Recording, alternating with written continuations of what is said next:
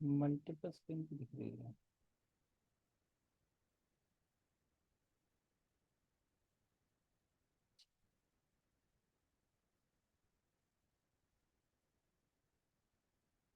तो शुरुआत कहाँ से हुई इसकी, दिल्ली सल्तनत की? जो फर्स्ट जो सल्तनत है, जिसको हम लोग क्या बोलते हैं, स्लेव डायनेस्टी, जो 1206 से लेकर के 1290 तक थी। तो दिल्ली के ऐसे चार चार अलग अलग हिस्से हैं। तो हम सबसे पहले दिल्ली सल्तनत के बारे में पढ़ेंगे और दिल्ली सल्तनत में स्लेव डायनेस्टी के बारे में पढ़ेंगे। अब मैं इसको अभी से यूपीएससी लेवल पे बांट देता हूँ, ठीक है? और एसएससी में तो वैसे सब कुछ ही आना है। तो अगर आप यूपीएससी में प्रीलिम्स की तैयारी कर रहे हो, ठीक है, तो वहां पर आपको इसमें किस किस के बारे में पढ़ना पड़ता है। तो प्रीलिम्स में और मेंस में सेम डायनेस्टी है, लेकिन इसके अलग अलग लेवल्स। प्रीलिम्स में मेंस में सेम डायनेस्टीज है बच्चे, लेकिन लेवल्स अलग अलग, ठीक है? अब अगर हम प्रीलिम्स की बात करते हैं तो प्रीलिम्स में हमें इल्तुतमिश के बारे में पढ़ना पड़ता है,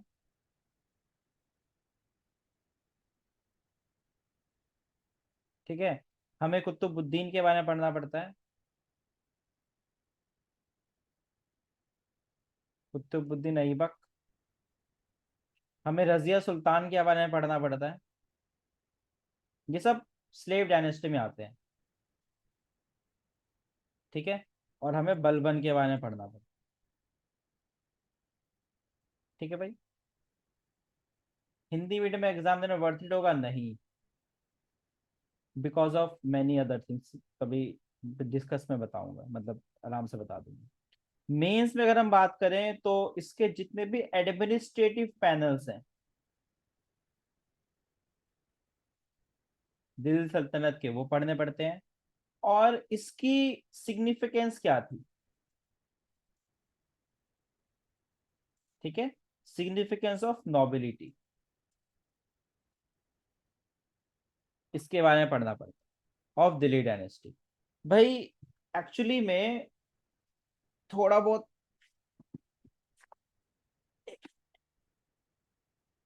तुम लोग को मैं दिख रहा हूँ है? मैं तो कुछ अलग दिख रहा है क्या? ये पहले के जैसे दिख रहा है? अलग दिख रहा है? कैसा दिख रहा है अलग? पता नहीं, अजीब सा हो रहा है मेरा आज ये जूम। सर आपकी पूरी स्क्रीन ब्लर दिख रही है, मतलब कैसी मेरी स्क्रीन? यार मुंह से बोल के बताओ क्या है? सर डबल बोलूं डबल मैं? दिख रहा है। बोर्ड से ज्यादा मेरी शक्ल दिख रही है? यार यही तो बोल रहा हूँ। सर जब कुछ चल रहा है ना साइड में तो ब्लर हो जा रहा है ऐसा। मतलब जैसे जब आप चैट और हम पार्टिसिपेंट्स खोल रहे हैं तो उतनी जगह ब्लर हो जा गया।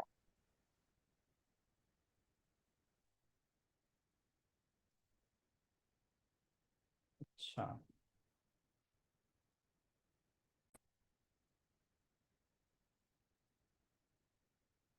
अब एल्विस ओके। भाई, अरे अरे एल्विस भाई के आगे कोई अच्छा, बोल सकता है क्या?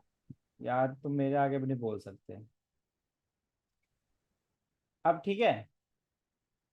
नहीं, ग्रे अभी ग्रे भी ब्लर हो। पैराग्राफ जैसा आ रहा है। क्या हो गया यार, मेरे मेरे को दिख ही नहीं रहा ना कुछ, ही तो दिक्कत हो रही है।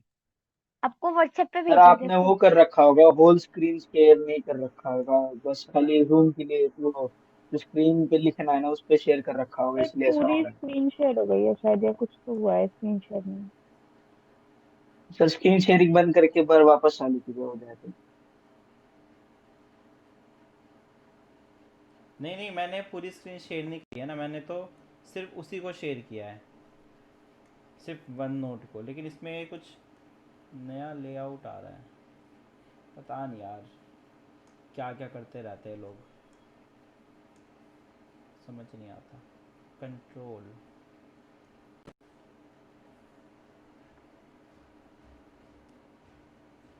अच्छा ऊपर भी दिख रहा है नीचे भी दिख रहा है।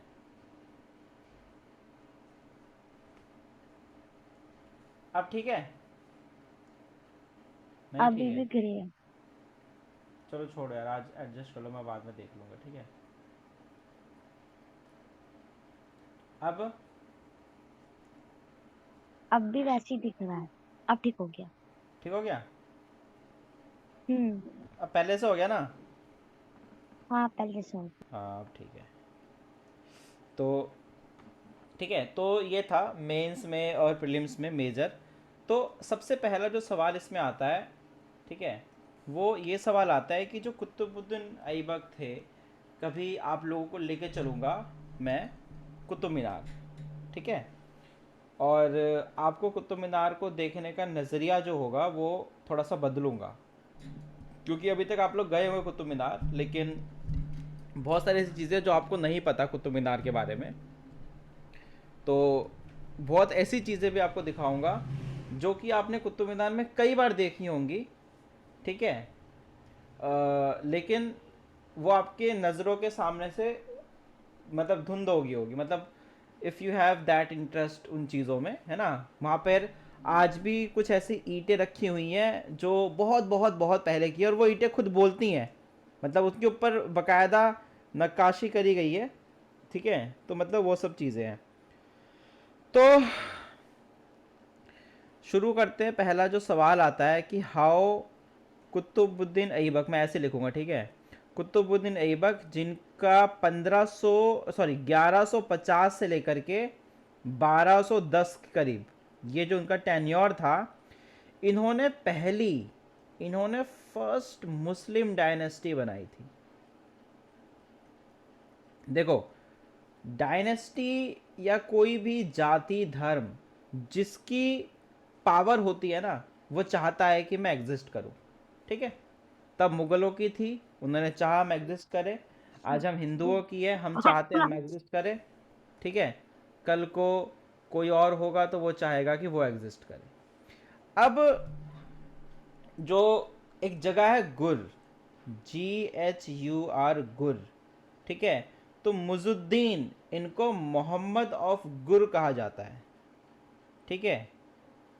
जो मुजुद्दीन थे, MUI, मुजुद्दीन, ZZDIN, ठीक है, इनको हम लोग क्या कहते हैं, मुहम्मद ऑफ गुर। अब इनको हराया था, इनको किसने हराया? कुतुबुद्दीन ऐबक ने हराया। स्लेव समझते हो, स्लेव, दास। तो जो कुतुबुद्दीन ऐबक था ना, एक तुर्किश स्लेव था। कौन था? एक तुर्किश स्लेव था। कब था? 1206 में, ठीक है। किस तरह कुतुबुद्दीन ऐबक ने पहली मुस्लिम डायनेस्टी स्टैब्लिश करने की कोशिश करी। मुइजुद्दीन जो मोहम्मद थे गुर के, उनको हराया इसने। किसने? कुतुबुद्दीन ऐबक ने। कब हराया? 1206 में। कुतुबुद्दीन ऐबक कौन था? एक तुर्किश स्लेव था। हाँ हाँ, ये सब एसएससी, अब कह रही एसएससी में आएगा, देखो हमें पूरी सल्तनत पढ़नी है दिल्ली की, कहाँ से क्वेश्चन पूछने कुछ नहीं पता, ठीक है। अब हुआ क्या, जब तुर्किश स्लेव ने इनको हराया, तो अब देखो, मान लो मैं तुर्किश स्लेव हूं, और मैंने किसी ऐसे को हराया जो राजा है, तो मैं क्या चाहूंगा कि तुर्किश जो चीजें वो फैले दुनिया में, मतलब कि तुर्किश सल्तनत फैले। तो जब इन्होंने इनको हराया, तो इन्होंने क्या कोशिश करी कि एक्सपैंड करूं। क्या एक्सपैंड करूं? क्या एक्सपेंशन करूं?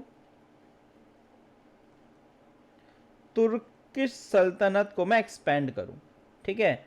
तुर्किश सल्तनत को मैं क्या करूं? एक्सपैंड करूं। कहां पे एक्सपैंड करूं? इंडिया में एक्सपैंड करूं। और इंडिया में इन्होंने कब एक्सपैंड करने की कोशिश करी? जब बैटल ऑफ तैरेन हुआ।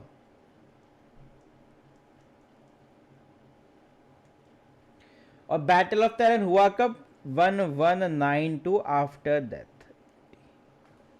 ये एक फ्लो चार्ट है। अब सेम कुतुबुद्दीन ऐबक की तरह एक और स्लेव था। किसका स्लेव? स्लेव किसका? मुइजुद्दीन का। मुइजुद्दीन का एक और स्लेव था, उसका नाम था याल्दुज। क्या नाम था? याल्दुज। एक तुमने सुना होगा ना, गजनी। गजनी तो सबने सुना है ना। उसने किसको हराया? गजनी को हराया। ठीक है। और as the rural of Ghazni, जब इसने गजनी में शासन किया, जब इसने गजनी में रूल किया, तो याल्दुज ने क्लेम कर दिया कि भाई मैं दिल्ली में भी शासन करता हूं। ठीक है, याल्दुज ने क्लेम कर दिया क्या? देखो, दो स्लेव की बात हो रही है। मुइजुद्दीन तो ऊपर है, उसके दो स्लेव, कुतुबुद्दीन ऐबक और याल्दुज। कुतुबुद्दीन ऐबक ने तो मौलदुज को हराया, और याल्दुज ने गजनी पे, जो गजनी जो जगह है, रूलर ऑफ गजनी, उस पे राज किया। और वहां पर राज करते करते क्या बोल दिया? He claimed to rule over Delhi as well. He claimed to rule over Delhi as well। ठीक है। अब जो ऐबक थे, कौन? कुतुबुद्दीन ऐबक, उन्होंने इस चीज को एक्सेप्ट नहीं किया। उस जमाने में कुतुबुद्दीन ऐबक जो थे, वो कहां से शासन करते थे? लाहौर से शासन करते थे। कहां से शासन करते थे? लाहौर से शासन करते थे। बट जब उन्हें पता चला कि याल्दुज जो है वो दिल्ली पे कब्जा करने की सोच रहा है, और जो सल्तनत है वो सिमट के रह गई गजनी के, मतलब ऐसे मान लो, मैंने मेन को मारा, मैं हूं ऐबक, मैंने मेन मुइजुद्दीन को मार दिया। एक और स्लेव है, उसने दिल्ली पे कब्जा करने का सोच लिया, क्लेम कर दिया कि दिल्ली मेरा है, मैं लाहौर में बैठा हूं, तो मुझे ये चीज पता चली। ठीक है, इसीलिए इस डायनेस्टी का क्या नाम रखा गया? क्या नाम है इस डायनेस्टी का, बताओ? Slave dynasty. क्यों? क्योंकि ये दोनों कौन थे? स्लेव थे, दास थे, इसलिए इस डायनेस्टी क्या नाम रखा गया? Slave dynasty. और इसीलिए कुतुबुद्दीन ऐबक को स्लेव डायनेस्टी का इस्टेब्लिशमेंट का क्रेडिट दिया जाता है, क्योंकि कुतुबुद्दीन ऐबक ने ही मुइजुद्दीन, जो मेन बंदा था, उसको हराया था। ठीक है, उसको हराया था। अब स्लेव डायनेस्टी का एक और नाम है। अब क्वेश्चन पूछ लेंगे कि भाई स्लेव डायनेस्टी को किस और नाम से जाना जाता है? That is Mamluk. Mamluk dynasty, that is Mamluk dynasty. और यही मामलुक डायनेस्टी वर्ल्ड की पहली मुस्लिम डायनेस्टी बनी।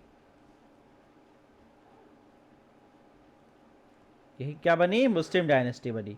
और इस मुस्लिम डायनेस्टी ने कहां पे शासन किया, कहां पे रूल किया? दिल्ली सल्तनत पे रूल किया। कहां पे रूल किया? दिल्ली सल्तनत पे रूल किया।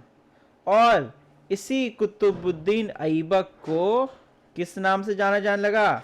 लख बख्श। लख बख्श। अब कुतुबुद्दीन ऐबक ने शासन तो जमा लिया, रूल तो करना शुरू कर दिया। अब रूल करने के बाद क्या? एक्सपैंड भी तो करेगा। तो कुतुबुद्दीन ऐबक ने एक्सपैंड कैसे किया? तो क्या सेकंड क्वेश्चन आता है स्लेव डायनेस्टी का कि हाउ डिड। अब कुतुबुद्दीन ऐबक के बाद कौन आया, बताओ? उसने पूरा किया था क्या? कुतुब मीनार। क्या नाम था उसका? इल्तुतमिश। ठीक है, 1210 में इनकी डेथ हो गई। फिर कौन आया? सेकंड आया कौन? लख बख्श के बाद कौन आया? इल्तुतमिश। तो how did Iltutmish expanded it's territory?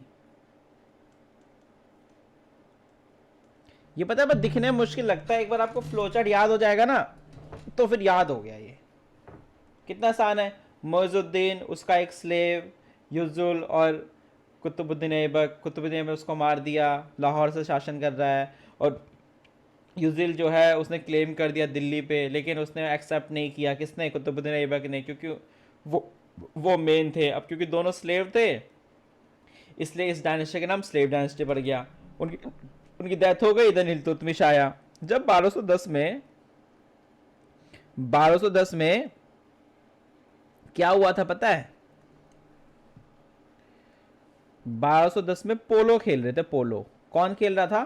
Qutubuddin Aibak. पोलो को पता है क्या बोलते थे वो लोग? चौगन। ठीक है, पोलो क्या बोलते थे? चौगन। तो पोलो खेल रहे थे। पोलो पता है क्या होता है? घोड़े बैठ के जो बॉल को मारते हैं। तो ये खेल रहे थे। कौन खेल रहे? कुतुबुद्दीन ऐबक खेल रहे थे। और कुतुबुद्दीन ऐबक की घोड़े से गिर के डेथ हो जाती है, क्योंकि तब तो इतने वो सब नहीं थे ना। पानी का गया, एक मिनट। हाँ।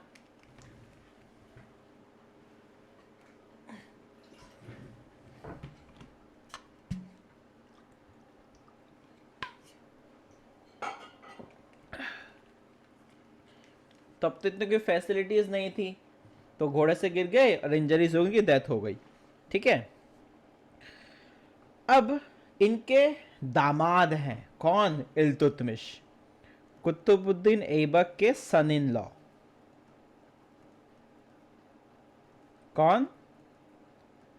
इल्तुतमिश। अब जो ये सन इन लॉ है, ये गद्दी संभालते हैं। अब उसके बाद क्या होता है? जो नॉर्थ इंडिया में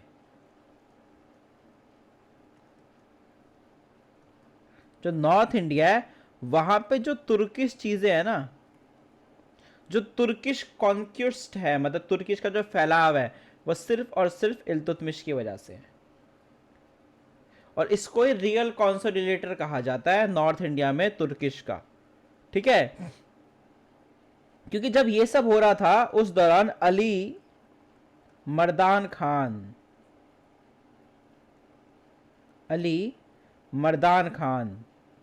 ये सब जब हो रहा था, अली मर्दान खान ने खुद को राजा घोषित कर दिया था। कहां का राजा? बिहार और बंगाल का राजा। बिहार और बंगाल का राजा घोषित कर दिया था।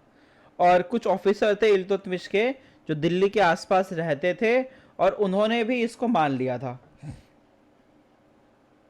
अब ये क्या हुआ? अचानक ये सब जब हो रहा था तो राजपूत लोग जाग उठे, और राजपूत लोगों ने क्या देखा कि ये हमारी आज़ादी का समय आ गया है।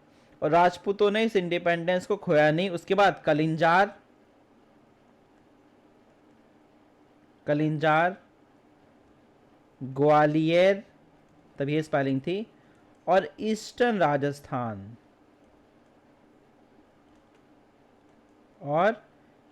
राजस्थान, इसमें अजमेर, ठीक है, और बयाना, इनको जीत लिया। देखो समझाता हूं। इल्तुतमिश शासन में आया, इल्तुतमिश ने नॉर्थ इंडिया में पूरा अपना मतलब वर्चस्व जमाया। इसी दौरान अली मर्दान खान ने अपने आप को राजा घोषित कर दिया बिहार बंगाल का। इन दोनों के बीच में कहासुनी हो गई। राजपूतों ने इस मौके का फायदा उठाया, और राजपूतों ने कलिंजार, ग्वालियर, ईस्टर्न राजस्थान में अजमेर और बयाना, इसको तुर्किश डोमिनेशन से वापस ले लिया।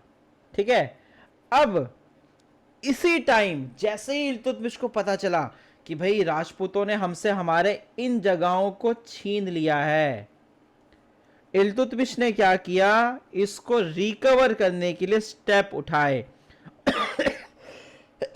सॉरी। और किन किन को वो रिकवर कर पाया? ग्वालियर, उसके बाद बयाना, उसके बाद अजमेर, और उसके बाद नागौर। इनको वो वापस ले पाया।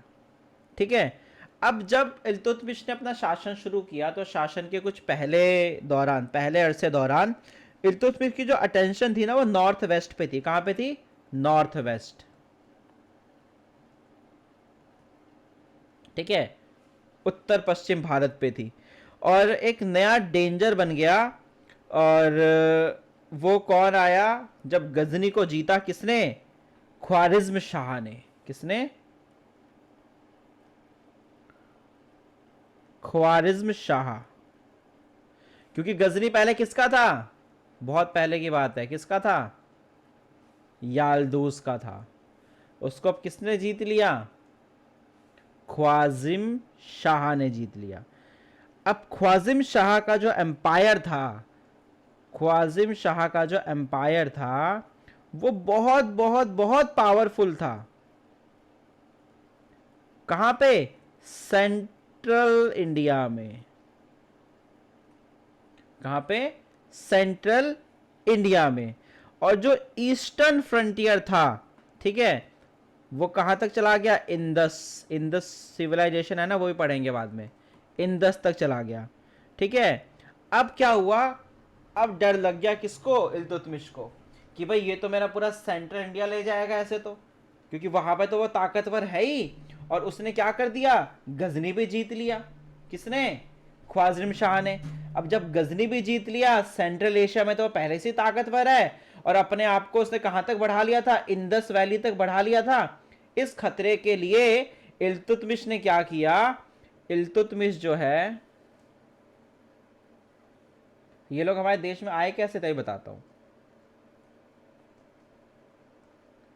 इल्तुतमिश ने क्या किया? लाहौर की तरफ जाने लगा। और लाहौर से कौन शासन करता था? उनके ससुर जी शासन करते थे। कहां से? लाहौर से। तो वो भी कहां जाने लगे? वहां जाने लगे। ये सब कैसे आए मंगोल भारत में? देखो बेटा, ये सब ना मंगोलियंस थे, और इंडिया तो पहले कोई ऐसी सिविलाइजेशन नहीं थी ना, डिस्ट्रॉयड सिविलाइजेशन थी। तो मंगोलियंस आए थे इंडिया में। मतलब क्या होता था उस टाइम पे? कच्चे खाने के लिए आते थे, कच्चे तेल के लिए, कच्चे मसालों के लिए आते थे मंगोलियंस। तो धीरे धीरे उन्होंने देखा कि हम लोगों को कुछ नॉलेज नहीं है, हम लोग तो बहुत पिछड़े हुए हैं, तो हम पे उन्होंने कब्जा करना शुरू कर दिया, ठीक है। अब क्या हुआ? जो ऐबक है ना, ऐबक, कौन? कुतुबुद्दीन ऐबक। ये तो लाहौर की तरफ जा रहे हैं, ये वहां पे सीन खत्म हो गया। उसके बाद क्या होता है? एक ऐबक का एक स्लेव होता है।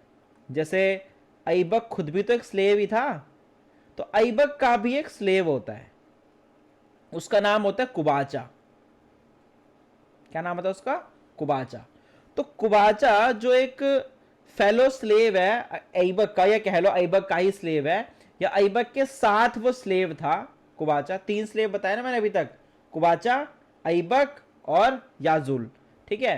तो ये भी इसके साथ का स्लेव है, जिसके साथ ही रहता था, ये इसका ही स्लेव हो गया। तो ये जो कुबाचा है, इन्होंने क्या क्या कर दिया? इसने क्या कर दिया? मुल्तान, इसने अपने आप को मुल्तान का शासक घोषित कर दिया। मैं फिर से देखो 3 स्लेव दिखा रहा हूं तुम लोगों को। कौन? मुइजुद्दीन। मुइजुद्दीन का एक स्लेव जिसका नाम है कुतुबुद्दीन ऐबक। मुइजुद्दीन का दूसरा स्लेव जिसका नाम है याल्दूज। मुइजुद्दीन का तीसरा स्लेव जिसका नाम क्या है? जिसका नाम है कुबाचा। तो मुइजुद्दीन को मारा किसने? कुतुबुद्दीन ऐबक ने। तो वो जो डॉन को मारेगा वो डॉन हो गया, तो कुतुबुद्दीन ऐबक डॉन हो गया। उधर जो उसका दूसरा स्लेव था जिसका नाम क्या था? याल्दूज, उसने गजनी को जीत लिया, वो अपना राज कर रहा है, ठीक है। और इधर ये जो तीसरा स्लेव था, इसने क्या कर दिया? इसने अपने आप को मुल्तान का शासक घोषित कर दिया। लेकिन ये जो याल्दूज है जिसने गजनी को जीता था, याल्दूज ने गजनी को जीता था, तो याल्दूज का जो गजनी है वो किसने छीन लिया? इल्तुतमिश के शासन काल में किसने छीन लिया? वो बताओ कौन था वो? स्लेव मतलब दास। बताओ किसने छीना? अभी तो बताया यार। बिल्कुल वर्षा, ठीक है। किसने छीना? ख्वारिज़्म शाह ने छीन लिया और अपने आप को वहां का एम्पायर घोषित कर दिया। और वो क्योंकि पहले से सेंट्रल इंडिया में ताकतवर था, उसने ये दोनों पावर को मिला के इंदस सिविलाइजेशन तक, वो इंदस तक वो चला गया। और इस डर में इल्तुतमिश लाहौर की तरफ जा रहा है। अब जब इल्तुतमिश भी दूर हो गया, वो भी दूर हो गया, तो कुबाचा को जोश आया। कुबाचा ने अपने आप को मुल्तान का शासक घोषित कर दिया। और क्या किया पता है? मुल्तान का शासक जैसे घोषित किया, इल्तुतमिश मुल्तान की तरफ अभी जा रहा है। कुबाचा ने खुद को, इल्तुतमिश लाहौर की तरफ जा रहा है, कुबाचा ने खुद को मुल्तान का शासक घोषित कर दिया। और पता है क्या किया? लाहौर के थोड़े से हिस्से को सीज कर दिया, अपने कब्जे में ले आया, और कुछ पंजाब के हिस्से को भी अपने कब्जे में ले आया, ठीक है, इन दोनों को कब्जे में ले आया। अब इल्तुतमिश पहुंच गया कुबाचा के पास, कहां से, मुल्तान से होता हुआ और उच्च से होता हुआ। जो फ्रंटियर था दिल्ली सल्तनत का वो कहां तक पहुंच चुका था, इंदस तक पहुंच चुका था। और इसको सिक्योर करने के लिए ईस्ट बंगाल में और असम में एक जगह कामरूप, वहां पर इन्होंने अपना कब्जा किया। मतलब अब क्या है, 3 लोग अलग अलग है, जिसमें सबसे ताकतवर कौन है, इल्तुतमिश, बाकी दोनों तो स्लेव है, बूढ़े हो चुके हैं। ठीक है, और इतना ही, ज़्यादा नहीं, इतना पहले फ्लो चार्ट याद रखना क्योंकि उसके बाद तो बहुत सारा है। उसके बाद तुम्हें सुल्तान घियाजुद्दीन के बारे में पढ़ना है। रंथम बोर्ड याद है, रंथम बोर्ड आया था ना अभी PYQ जब करा रहा था, क्या था रंथम बोर्ड बताओ,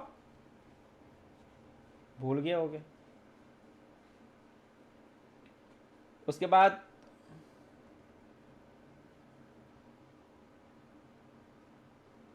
स्टार्स आर काउंटेबल। फिर रजिया सुल्तान का पढ़ना है। रजिया सुल्तान ने शासक जीत लिया था उससे, किससे, जब इल्तुतमिश बूढ़ा हो गया था ना, तो उसने बोला था कि मेरी जो बेटी है रजिया सुल्तान वो शासन करेगी। अब तो 3 साल उन्होंने शासन किया था। ठीक है, उसके बाद धीरे धीरे जब ये सब हुआ, रजिया सुल्तान के बाद शुरू होता है मंगोलियंस या मंगोल्स का बढ़ना।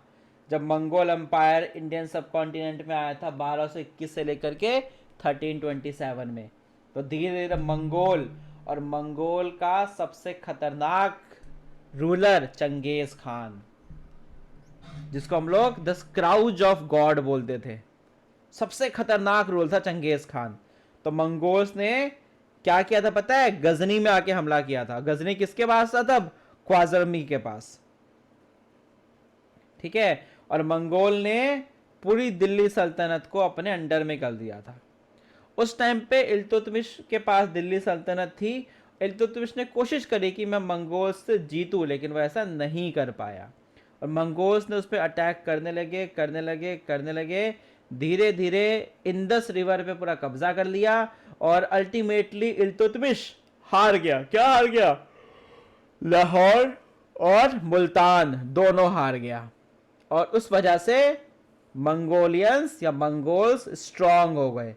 और जब 1227 में चंगेज खान की डेथ हुई तो मंगोल्स बट गया। जो मंगोल एम्पायर था वो उसके बेटों में बट गया। ठीक है, बलबन वगैरह इन सब में बट गया। मेवात में फिर बलबन की डेथ होती है।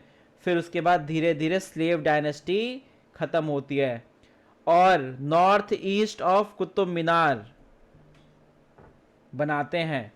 ये सब मॉस्क थे, अर्लीस्ट मॉस्क थे जो कुतुबुद्दीन ऐबक ने बनाए थे। कुवात उल इस्लाम मॉस्क बहुत फेमस मॉस्क है, कुवात उल इस्लाम मॉस्क। फिर ये बना, एक कुवात उल इस्लाम है, फिर एक कुतुब मीनार है, उसके बाद अढ़ाई दिन का झोनपड़ा ये है, उसके बाद है तुम्हारा टॉम्ब ऑफ बलबन, उसके बाद है टॉम्ब ऑफ शामुद्दीन इल्तुतमिश, उसके बाद टॉम्ब ऑफ नसीर उद्दीन मोहम्मद। ये सब तुम्हें याद रखने हैं। ठीक है, तो ये थोड़ा सा ही है जो मैंने अभी तुम्हें बस बताया है, इसलिए बताया ताकि आप लोग थोड़ा बहुत दिल्ली सल्तनत के बारे में जानें। और जो आप ये घूमते हैं ना लोधी गार्डन और ये वो, उनके इतिहास को जानें कि लोधी गार्डन इतना खूबसूरत तुम्हें क्यों लगता है, उसके पीछे एक राज है। कभी लोधी गार्डन जाओ तो देखना, वहां पर एंट्री करते ही सीधे सीधे बहुत सारे पेड़ लगे हुए हैं एकदम स्ट्रेट। कभी अगर जाओगे तो नोटिस करना, तो वो पेड़ कोई डिजाइनर पेड़ नहीं है, वो उस जमाने में ऊंचे ऊंचे पेड़ लगाए गए थे। किसके, वो जो पान में डालते हैं सुपारी के पेड़ लगाए गए थे उस टाइम पे, ताकि जो खूबसूरती थी उसको छुपाया जा सके। लोधी गार्डन के एक बहुत तगड़ा इतिहास है। ऐसी लोधी गार्डन में तुम लोग वो डायगोनल फोटो नहीं खींच लेते हो, उसके पीछे बनाने का भी एक राज है। ठीक है, अब जब ये सैयद डायनेस्टी थी उस टाइम पे कैपिटल कौन थी, दिल्ली ही कैपिटल थी। ठीक है, अब ये नाम कहां से आया, तो ये नाम आया, एक अरेबिक टाइटल है सैयद। सैयद सैयद का मतलब होता है प्रोफेट मोहम्मद के डिसेंडेंट, या उनके उनके कह सकते हो रिश्तेदार कह लो, मैसेंजर, प्रोफेट मोहम्मद के डिसेंडेंट। अब जो सैयद है, ये लोग क्लेम करते थे कि हम प्रोफेट मोहम्मद के डिसेंडेंट हैं, ताकि इनको ज्यादा रिलीजियस लेजिटिमेसी मिले। अब ये जो सैयद डायनेस्टी, इसमें बहुत कुछ हुआ। सबसे पहले खिज्र खान थे। खिज्र खान कब से कब तक थे? 1414 से 21 सीई तक थे। ठीक है, और ये कंपिटेंट सैयद रूलर थे इस डायनेस्टी के। अब इनको रायती, इतना छोड़ो, इतना क्या करोगे करके, ठीक है। अब तुम्हें पता है सैफ अली खान, तैमूर, सैफ अली खान, तैमूर सुना है ना, तैमूर, तिमूर, ठीक है, he was ruling in the name of Timur. तो ये किस नाम से शासन करते थे? तिमूर नाम से शासन करते। कौन? खिज्र खान तिमूर नाम से शासन करते थे। इन्होंने बहुत कोशिश करी दिल्ली सल्तनत को बढ़ाने की, लेकिन नहीं कर पाए, और 1421 में इनकी डेथ हो गई। 1414 से 1421 में इनकी डेथ हो गई। अब जब 1421 में इनकी डेथ हो गई, ठीक है, तो तुम्हें पता है, बड़ी एक तो रोचक बात है इसमें, आपने तो किताबें पढ़ी नहीं है, मैं बताता हूं। 1421 में क्या हुआ कि जो तुम्हारे पहले सुल्तान थे, इन्होंने एक हिंदू को अपॉइंट किया, to appoint Hindu nobles. Hindu nobles कहां पे? दिल्ली के कोर्ट में। दिल्ली के कोर्ट में, ठीक है। और ये जो तिमूर नाम से ये लोग शासन करते थे, इसको भी बंद कर दिया। और ये कौन था? 1421 में कौन आया? मुबारक खान, सॉरी, मुबारक शाह। मुबारक शाह ने, साक्षी, जब डेथ हो गई ना किर्ज खान की, तो मुबारक शाह आए। तो पहले, अकॉर्डिंग टू सम हिस्टोरियंस, कुछ हिस्टोरियन का ऐसा कहना है, he was the first sultan, ये पहले सुल्तान थे जिसने हिंदू लोगों को दिल्ली कोर्ट में जगह दी थी। अब जब मुबारक शाह कब तक रहे? 1421 से 1434 तक रहे। अब इसके बाद मुबारक शाह के बाद कौन आया? मोहम्मद शाह। कौन आया? मोहम्मद शाह। 1434 से 1443। ये कमजोर शासन, बहुत वीक रूलर था। और इसके दौरान जो सल्तनत थी ना, हिली डुली थी, ठीक है, लेकिन इन्होंने आर्ट एंड कल्चर को बड़ा प्रमोट किया, ठीक है। बहुत सारे मॉस्क बनाए, बहुत सारे टॉम्ब बनाए। और कभी अगर लोधी गार्डन जाओगे तो देखोगे कि वहां पर मोहम्मद शाह के नाम का एक टॉम्ब है। कभी अगर कहाँ जाओगे, लोधी गार्डन जाओगे, तो वहां पर देखोगे कि मोहम्मद शाह के नाम से एक टॉम्ब है। तो आगे से जब लोधी गार्डन जाओगे, तो लोधी गार्डन का इतना लंबा इतिहास है, कैसे सैयद डायनेस्टी बनी। अब कोई तो रूल करना चाहता था, कोई पूरे दिल्ली को, दिल्ली में कब्जा करना चाहता था। किसी ने पहला हिंदू नोबल डाला दिल्ली कोर्ट में, जब उसकी डेथ हो गई तो मोहम्मद शाह आए। मोहम्मद शाह बेचारे बड़े कमजोर थे, बहुत ज्यादा वीक थे।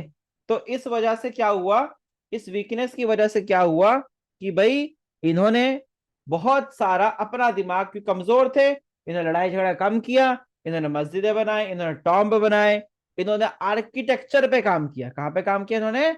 आर्किटेक्चर पे काम किया। और अपने नाम का एक टॉम्ब लगाया, कहां पे? लोधी गार्डन। कहां पे? लोधी गार्डन। जब बेचारे 1443 में इनकी डेथ हो गई, तो 1443 में आ गया अलाम शाह। कौन आ गए? अलाम शाह। 1443 में आए, 1451 में इनकी भी डेथ हो गई। और अलाम शाह सैयद डायनेस्टी के आखिरी रूलर थे। और अलाम शाह को पता है किसने हराया? बड़ी ही यूनिक बात है, अब थोड़ा सा आप समझ जाओगे कि लोधी गार्डन बाद में बना और मोहम्मद शाह का टॉम्ब पहले बन चुका था। तो अगर लोधी गार्डन जब बना तो वो चाहते तो मोहम्मद शाह का टॉम्ब गिरा सकते थे। उन्होंने ऐसा नहीं किया, क्योंकि पहले के लोग क्या करते थे, इतिहास को बरकरार रखते थे। तो जब मोहम्मद शाह की डेथ हो गई, मोहम्मद शाह ने अपना मतलब सल्तनत छोड़ दी, अपना पावर छोड़ दिया, तो अलाम शाह आए। अलाम शाह जो थे वह सैयद डायनेस्टी के आखिरी रूलर थे। और इनको किसने हराया? बहलोल लोधी। किसने हराया? बहलोल लोधी, लेकिन स्पेलिंग क्या है? LODI। अब कई बार होता है जब हम लोग लोधी गार्डन जाते हैं ना, तो वहां पर बहुत बड़ा सा लोधी लिखा हुआ है। तो कई बार बच्चे क्या बोलते हैं, अरे स्पेलिंग मिस्टेक है यार, लोधी है, LODH आना चाहिए, ये LODI को लिख रखा है। तो लोधी जो नाम है वो लोधी है, लेकिन स्पेलिंग क्या है? LODI, क्योंकि बहलोल लोधी ने अलाम शाह को हरा के अपना शासन जमाया था। ठीक है। तो अब जब कभी लोधी गार्डन जाओ तो मोहम्मद शाह का टॉम्ब जरूर देखना। और तुम हमेशा देखते हो वो जो ब्लू ब्लू कलर की जो एक है ना टॉम्ब, जो ब्लू ब्लू कलर का है, वही मोहम्मद शाह का टॉम्ब है, जहां पे सब तस्वीरें खिलाते हैं। और मोहम्मद शाह क्योंकि आर्किटेक्चर में बड़े अच्छे थे, तो वो टॉम्ब हम हमेशा क्या करते हैं, इसके इस वाले एंगल पे फोटो खिंचवाते हैं, क्योंकि वहां से वो टॉम्ब हमें एकदम क्लियर नजर आता है। और टॉम्ब की सारी बाहें नजर आती हैं यहां पर, ऐसे ऐसे करके। कभी जाओगे तो समझ में आएगा आपको, या मैं तुमको दिखाता हूँ। ठीक है। अब पता है क्या है, जो लोधी गार्डन का ये जो टॉम्ब है, जो सैयद डायनेस्टी ने शुरू किया था, ये इंडो इस्लामिक आर्किटेक्चर का एक नमूना है। ठीक है।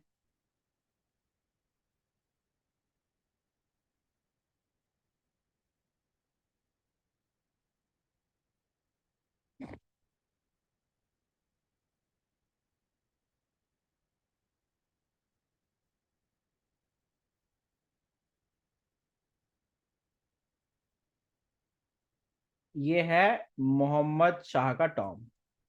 यहाँ पे सब तस्वीर खिंचवाते हैं।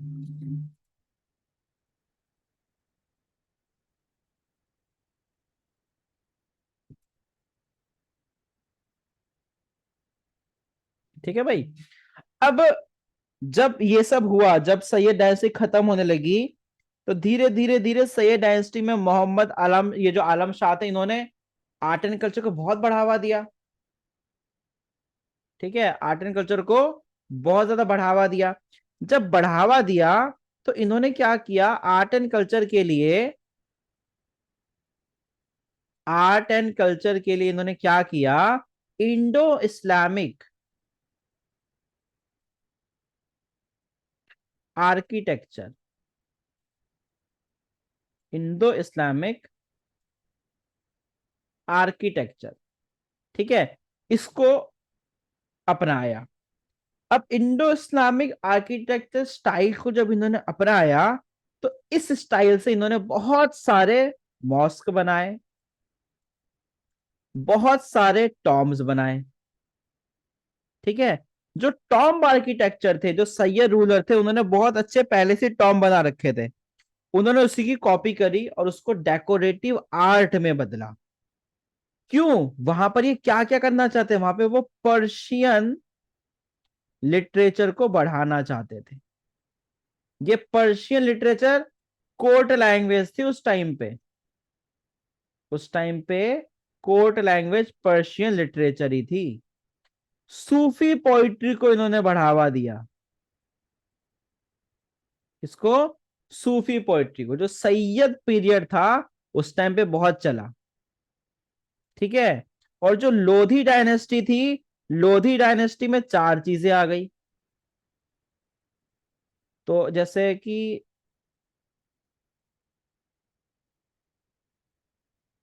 मान लो इस तरह से गड़बड़ सा बन गया, समझ जाओ। ठीक है। तो जैसे लाहौर, ठीक है, दिल्ली, उसके बाद ग्वालियर मतलब मध्य प्रदेश, उसके बाद जौनपुर, ये कहलाता था लोधी डायनेस्टी। दिल्ली, लाहौर, ग्वालियर और जौनपुर।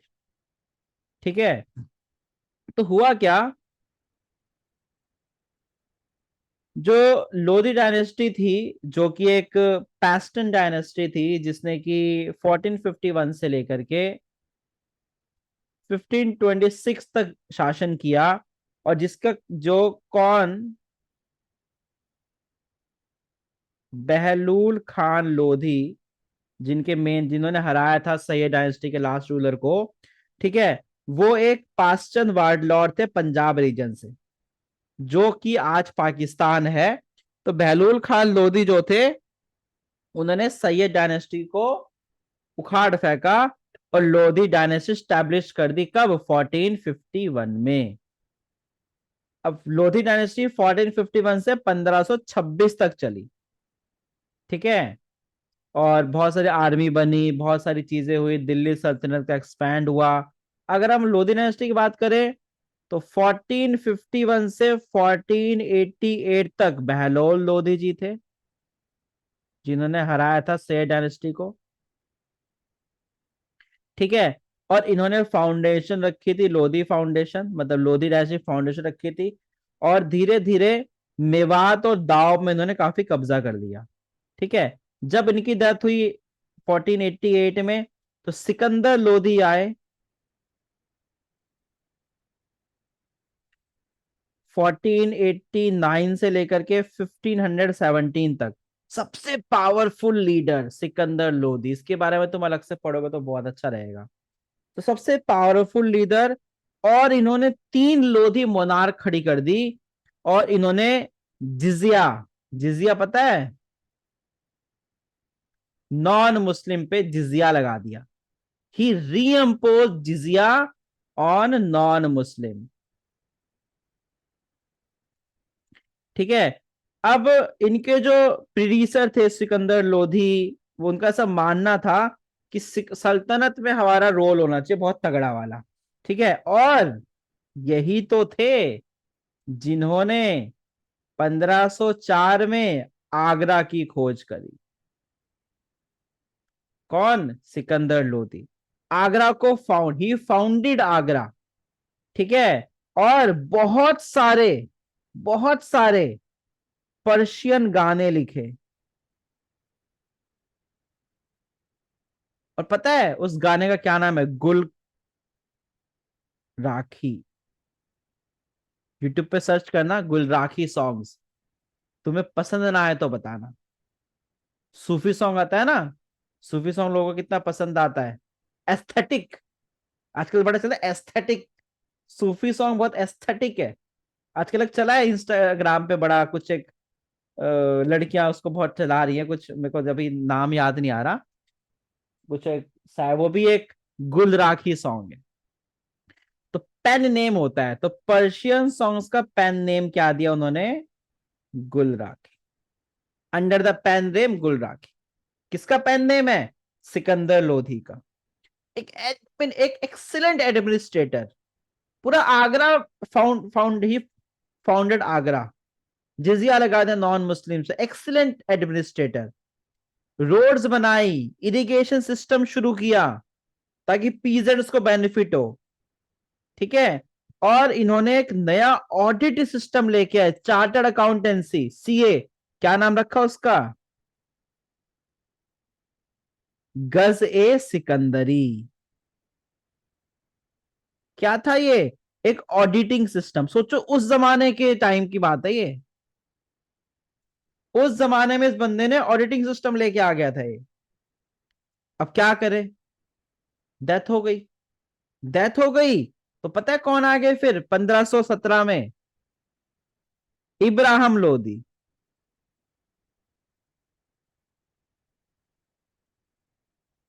ठीक है, सिकंदर लोधी की डेथ हो गई, तो बहुत बड़ा एक आर्किटेक्चर खत्म हुआ। जब एक बहुत बड़ा आर्किटेक्चर खत्म हुआ, तो सिकंदर लोधी की डेथ के बाद उन्होंने क्या किया? इब्राहिम लोधी की मदद करी सल्तनत को संभालने में। ठीक है, और इन्होंने क्या किया, इनके टाइम पे बहुत झगड़े हुए इब्राहिम लोधी के टाइम पे, और बिहार ने अपने आप को आजाद घोषित कर दिया। ठीक है, और दौलत खान जो उस टाइम के पंजाब के गवर्नर थे, दौलत खान, उनको, उनसे इन्होंने दुश्मनी मोल ले ली। जब सिकंदर लोधी की डेथ हुई, इब्राहिम लोधी आए, तो बिहार ने अपने आप को आजाद घोषित कर दिया। जब बिहार ने अपने आप को आजाद घोषित कर दिया, तो दौलत खान जो थे, जो कि पंजाब के गवर्नर थे, उन्होंने दुश्मनी, रिबेल्ड हिम, और सल्तनत का बिहेव, बोला कि भाई इब्राहिम लोधी का बिहेवियर एक्सेप्टेबल नहीं है, सेटिस्फैक्टरी नहीं है। दौलत खान ने इनविटेशन भेजा, किसको पता है इस टाइम पे, किसको, बाबर को। कौन था बाबर, मंगोल्स, ठीक है, मुगल्स। बाबर को इनविटेशन भेजा, कहां पे आओ, आओ काबुल में आओ। क्यों आओ, चलो भारत पे कब्जा करते हैं। भारत पे कौन बैठा है, इब्राहिम लोधी। ऐसे, अभी जो क्वेश्चन था ना आंचल का, कि कैसे मंगोल्स आए भारत में, मंगोल तो पहले से ही थे, लेकिन उन्होंने कभी भारत पे कब्जा करने की नहीं सोची थी। उन्होंने कभी भारत पे कब्जा करने की नहीं सोची थी। तो फिर क्या हुआ, जब इब्राहिम लोधी आए, बहुत झगड़े हुए। झगड़े होने के बाद बिहार ने अपने आप को आजाद घोषित कर दिया। उसके बाद गवर्नर जो पंजाब के थे उस टाइम पे, दौलत खान, उन्होंने भी दुश्मनी मोल ले ली कि भाई ये जो इब्राहिम लोधी जो है, इस सुल्तान की हमें कुछ समझ में नहीं आ रहा। नहीं नहीं, ये सब कहां से आ गया भाई, बाद में आएगा वो, बैटल ऑफ पानीपत है वो, प्लास ही नहीं है। उसके बाद दौलत राम ने क्या किया, इनविटेशन भेजा बाबर को, बाबर काबुल आ जाओ। बाबर ने पूछा क्यों आऊं मैं काबुल, अरे भारत में कब्जा करेंगे मिलके। ठीक है, तो बाबर ने बोला मैं कैसे कब्जा कर सकता हूँ, वहां तो पहले से ही सुल्तान बैठा है। तो भाई दौलत राम तो बड़ा चालाक था, दौलत राम को पता था मैं तो जीत नहीं सकता, लेकिन बाबर तो जीत सकता है। तो दौलत राम ने बोला बाबर को कि भाई चल मैं तेरे साथ हूं, मैं तुझे सारी कमजोरियां बताऊंगा, क्योंकि मैं ना पंजाब का गवर्नर हूं, मुझे पता है। क्योंकि पंजाब उस टाइम पे लाहौर का हिस्सा था। लाहौर में किसने शासन किया था बहुत पहले, स्लेव डायनेस्टी ने, है ना, उन्होंने शासन किया था। कह रहे मुझे सब पता है, मैं वहां का गवर्नर हूं, तुम आओ। आया, कहाँ आया, काबुल में आया। तो जैसे ही काबुल में आया, कौन आया, बाबर आया। बाबर ने दौलत राम के कहने पे इब्राहिम लोधी पे हमला कर दिया, और इब्राहिम लोधी को हरा दिया। और इसी को 1526 में ये सब हुआ। कि तो कितने साल लगे उसको बाबर को मनाने में। सर ये तो वैसा है ना भाई, लड़ा, हाँ ये वैसा ही है भाई, आज लड़ाई करते हैं, वही है ये। तो 15, 17, 18, 19, 20, 21, 22 से 24, 25, 8 साल लगे दौलत खान को, बाबर को ये मनाने में कि तुम आओ इब्राहिम लोधी को चलो लड़। क्योंकि दौलत खान को पता था अगर बाबर जो है वो जीत जाता है तो फायदा तो मुझे ही होगा। तो बाबर ने क्या किया, 1526 में कहां पे लड़ाई लड़ी, पानीपत में, जिसको फर्स्ट बैटल ऑफ पानीपत कहा जाता है। ठीक है, उसके बाद क्या हुआ, जब ये हुआ, Lodhi dynasty ruled over Delhi सल्तनत फ्रॉम 1451 टू 1526। और यहां पर सैयद डायनेस्टी, लोधी डायनेस्टी खत्म हो जाती है। लोधी डायनेस्टी का लोधी का फेज खत्म हो जाता है, और धीरे धीरे 12 गुंबद, पता है कहां है 12 गुंबद, लोधी गार्डन में।